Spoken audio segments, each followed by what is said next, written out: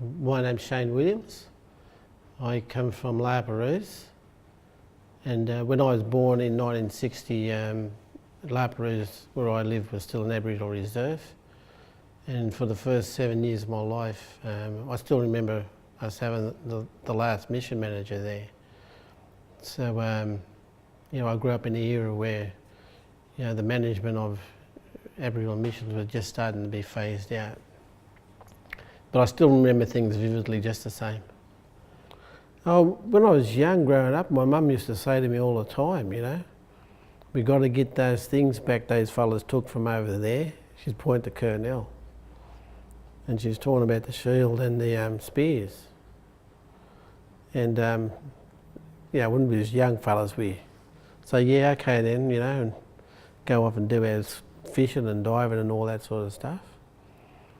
But, as you get older, you mature a lot more and you get more involved in things at an adult level, and it started to dawn on me then, exactly what she was talking about. She was fully aware that, artefacts were removed at the time.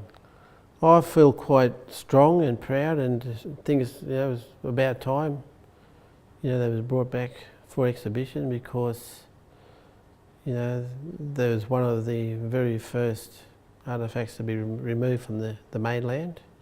So there's a lot of emotions involved in this, we feel spiritual about it, we feel proud about it, and obviously other people would have different views, but I'm sort of grateful that they were taken and preserved, because otherwise they wouldn't exist to this very day. They feel like they're a national treasure, and I think all care should be taken to look after them. There's a lot of stories associated with that shield, The fact is that, when the Endeavour arrived in Botany Bay at the time, it was a scientific expedition, and Lieutenant Cook and the senior scientists aboard the Endeavour, Joseph Banks, were under instructions from British High Command to not interfere with the people there, and even not to claim Australia, but they went ahead and did that, So that shield represents a whole history of this country. This country was annexed by the British, and there's questions as to whether it was rightful or not at the time. So it brings up all those sorts of discussions and areas to be explored, But outside the politics of it all, I think it'd be terrific to, seeing one of the first items taken from this country pre-1788 once again.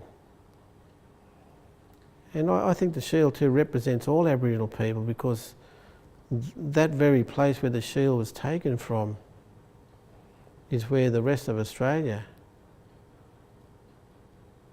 was annexed to the British, Like Aboriginal dispossession started there, in that very place. So I think that the shield itself would have strong meaning for Aboriginal people right across the country. For me, this is a shared history, all right? The non-Aboriginal version should be seen as a shared history with us, Not seen as the ones who discovered and conquered Australia, but at times where they got to share this country with us. And it should be seen as a shared history.